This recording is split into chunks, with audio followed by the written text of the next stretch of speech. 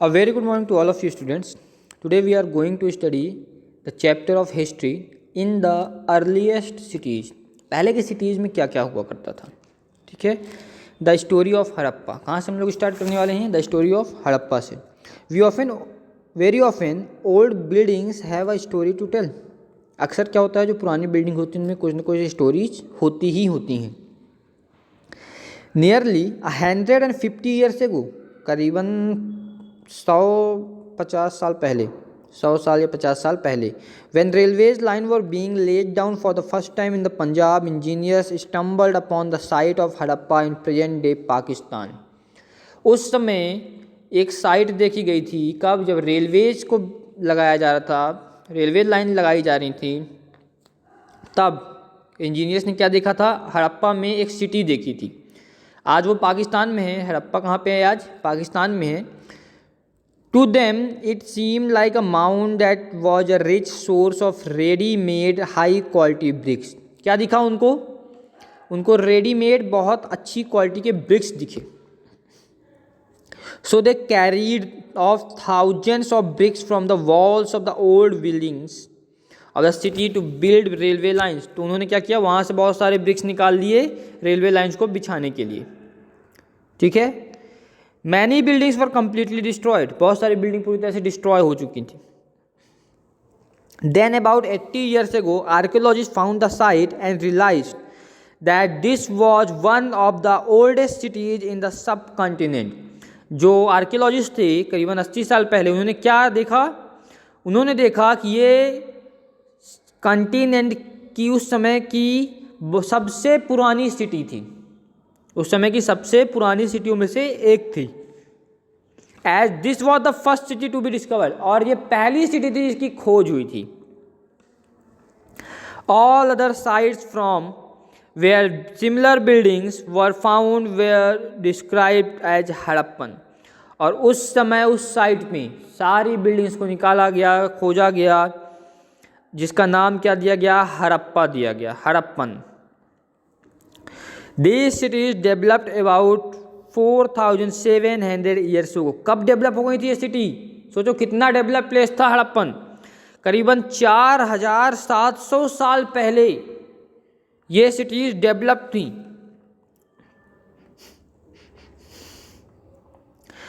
What was special about these cities? In cities में special क्या था?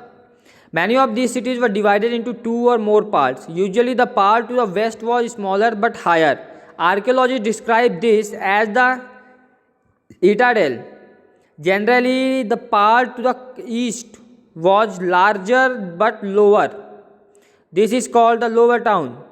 Very often, walls of the backed brick were built around each part. The bricks were so well bagged or baked that they have lasted for thousands of years. The bricks were laid in an interlocking pattern and that made the walls strong. जो archaeologist थे उन्होंने क्या देखा कि यह city दो या और ज़्यादा पार्ट्स में डिवाइडेड थी. और क्या था? एक वेस्ट का पार्ट था जो छोटा था बट बहुत ऊंचा था, और एक ईस्ट का पार्ट था जो बड़ा था बट नीचे था, ठीक है. इसलिए इसको लोअर टाउन कहा गया, उसको इटाडेल कहा गया. और क्या देखा उन्होंने देखा जो ब्रिक्स थी वो बहुत अच्छी तरीके से पकी हुई थी, इतना. और उनको जो रखा गया था, जो उनको पैटर्न था रखने का, वो कैसा था? उनको इंटरलॉक करके रखा गया था. इंटरलॉक करने से क्या हुआ?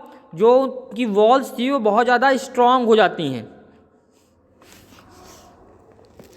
In some cities, special buildings were constructed on the citadel. For example, in Mohenjo-daro, very special tank, which archaeologists call the Great Bath, was built in this area.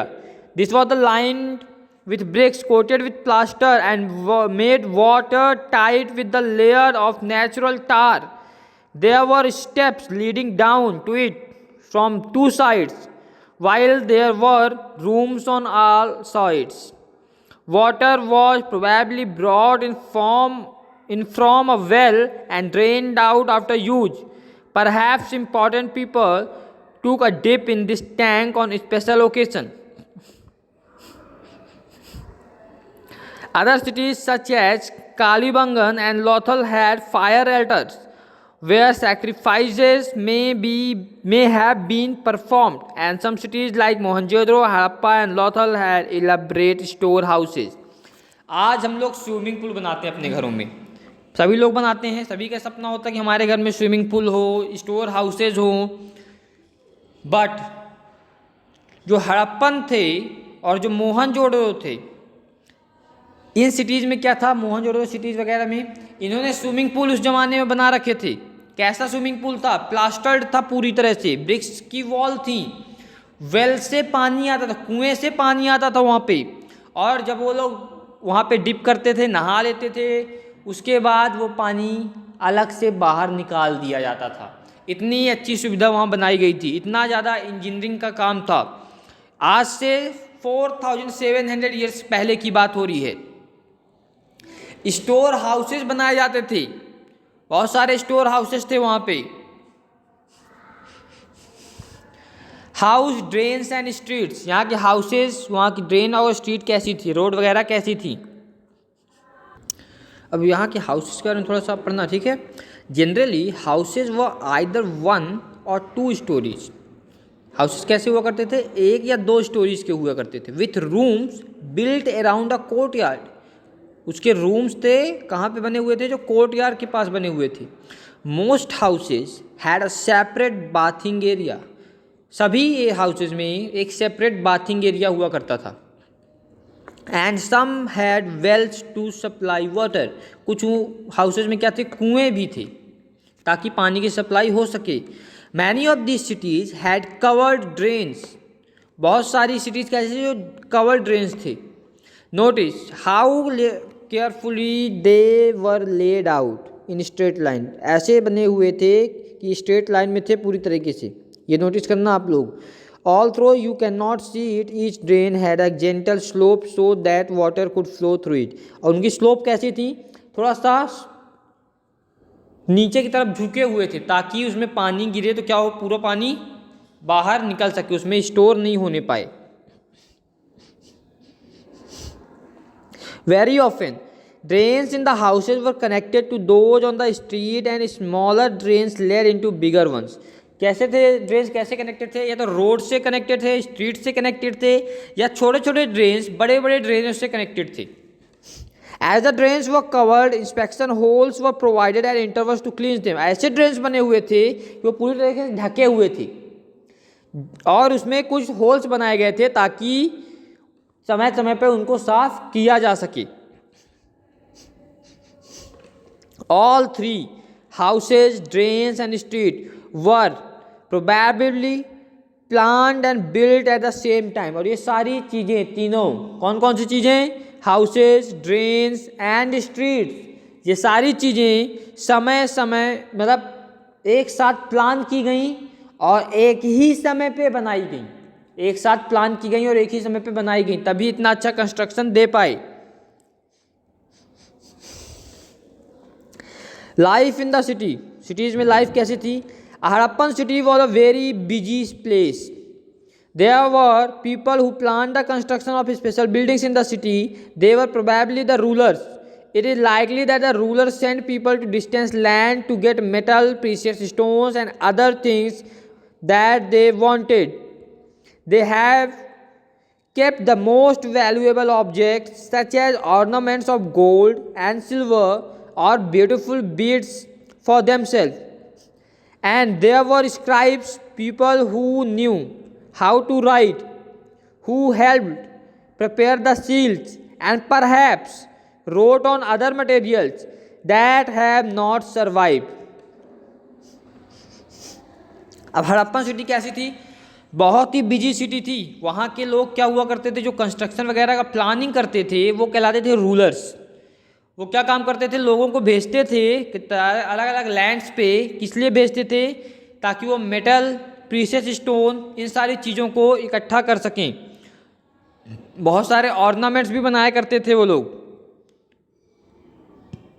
और उन्होंने लिखा भी है कि ये ऑर्नामेंट्स वगैरह उन्होंने कैसे बनाए हैं, सारी चीज़ें स्क्राइब की गई हैं। उन्होंने ऑर्नामेंट्स किससे किससे बनाए थे? बहुत सारे वैल्यूएबल ऑब्जेक्ट थे, जैसे गोल्ड और सिल्वर के ऑर्नामेंट्स थे। इन चीज़ों को उन्होंने बनाया था। मतलब ये था कि जो हड़प्पन सिटी थी वो बहुत ज़्यादा बिजी सिटी थी और बहुत ज़्यादा डेवलप्ड भी थी। बहुत ज़्यादा बिजी और बहुत ज़्यादा डेवलप्ड सिटीज़ थी। Besides there were men and women craft person making all kinds of things either in their own homes or in a special workshop. और क्या था, वहाँ पे बहुत सारे क्राफ्ट वर्क भी हुआ करते थे। वो चाहे अपने घर में कुछ बनाया करते थे, या तो कोई एक वर्क प्लेस हुआ करता था, वर्कशॉप हुआ करती थी, वहाँ पे बनाया करते थे। People were traveling to distant land or returning with raw materials and perhaps storage. अब लोग क्या होते थे, अलग अलग जगह पे घूमा करते थे और वहाँ से रॉ मटेरियल लाया करते थे, और उसकी बहुत सारी कहानियाँ भी थी। Many terracotta toys had been found and children must play with these. बहुत सारे टॉयज भी पाए गए वहाँ पे, और उम्मीद यही है, हो सकता है कि चिल्ड्रन उन टॉयज से खेला करते थे। ये डायग्राम्स आपको दिख रहे हैं, टॉयज के डायग्राम हैं।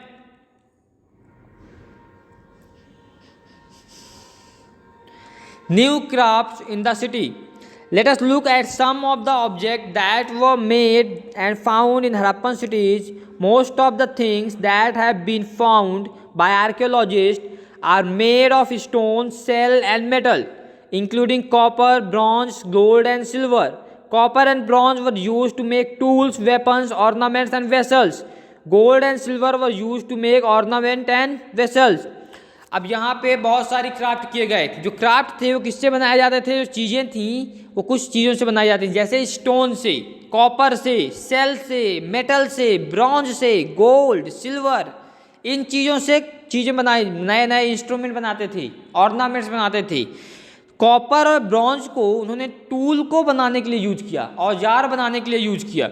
गोल्ड और सिल्वर से ऑर्नामेंट्स बनाए। गोल्ड और सिल्वर से क्या बनाया गया? Ornaments. Perhaps the most striking find are those of beds, weights and blades. ये जो बेड्स, वेट और ब्लेड्स थी, ये सारी चीज़ें उनकी क्या थी? बहुत ही अनोखी चीज़ थी जो उन्होंने बनाई थी। और Harappan had also made seals out of stone. These are generally rectangular. अब हड़प्पन ने सील्स भी बनाई।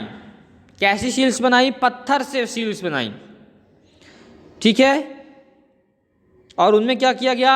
एनिमल्स कार्व किया गया, एनिमल से कुछ डिजाइन बनाते थे, ठीक। Harappan are also made pots with beautiful black designs. और मटके भी बनाया करते थे हड़प्पन, बहुत अच्छी डिजाइन्स की। Cotton were probably grown at Mehrgarh from about 7000 years ago. अब कॉटन जो था वो मेहरगढ़ में उगाया जाता था। कब की बात हो रही है? 7000 ईयर्स पहले की। Actual pieces of cloth were found attached to a lid of a silver vase and some copper objects at Mohenjodaro. कुछ पीसेज क्लॉथ की मिली थी। कहाँ मिली थी? कॉपर ऑब्जेक्ट्स में लगी हुई। कहाँ पे? मोहनजोदड़ो में। Archaeologist also have also found spindle whorls. Spindle whorl भी फाउंड किए गए। किससे बने हुए? फैयांस और टेराकोटा से। These were use to spin thread. अब ये किस लिए यूज किए जाते थे? ये धागे को बनाने के लिए यूज किए जाते थे। कॉटन से धागा बनाया जाता था इनको यूज करके। Many of the things that were produced were probably the work of specialists. अब इनमें से जो चीज़ें बनाई गई थी, ज़्यादातर चीज़ें स्पेशलिस्ट से बनाई गई थी। मीन्स कोई बहुत लोग स्पेशलिस्ट थे। कोई कॉटन से थ्रेड बनाने का स्पेशलिस्ट था, कोई स्पिनिंग का स्पेशलिस्ट था, कोई मटके बनाने का स्पेशलिस्ट था। तो अलग अलग चीज़ों के स्पेशलिस्ट थे। कोई एक आदमी सारी चीज़ें नहीं बनाता है। A specialist is a person who is trained to do only one kind of work. ये स्पेशलिस्ट एक ऐसा पर्सन होता है जो किसी एक काम को करने के लिए ट्रेंड होता है। For example cutting stone, polishing ब्रेड, carving seals. Look at the illustration and see how well the face is carved and how carefully the beard is shown, this must have been the work of an expert craft person. आप लोग अगर page number 28 में देखें, जो diagram एक बना हुआ, एक सेल बनी हुई है, इस सेल में देखिए आप लोग कैसी बनी हुई है, इसमें दाढ़ी वगैरह सब कुछ बहुत अच्छे से शो किया गया है। इतना ज़्यादा शो कौन कर सकता है? जब कोई उस चीज़ का स्पेशलिस्ट हो। हर इंसान इस प्रकार की चीज़ें नहीं बना सकता। Not everybody could have been a specialist, और सभी लोग स्पेशलिस्ट भी नहीं होते थे। We do not know whether only man were specialist और ओनली वुमेन वर स्पेशलिस्ट। हमें नहीं पता कि खाली मैन स्पेशलिस्ट थे या वुमेन स्पेशलिस्ट थे। परहैप्स सम वुमेन और man may have been specialist, हो सकता है कुछ वुमेन या कुछ मैन स्पेशलिस्ट रहे हों। Okay students, in search of raw materials topic आपका नेक्स्ट वीडियो में आएगा। यहाँ तक आपको जो भी दिक्कत हो वो आप कमेंट सेक्शन में ज़रूर पूछें। ये आपका फर्स्ट पार्ट